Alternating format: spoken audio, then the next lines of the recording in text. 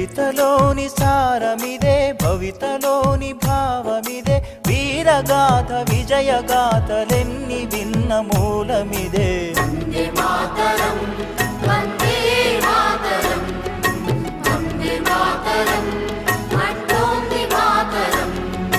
వందే మాతరం వందే మాతరం వందే మాతరం అంటోంది మాతరం.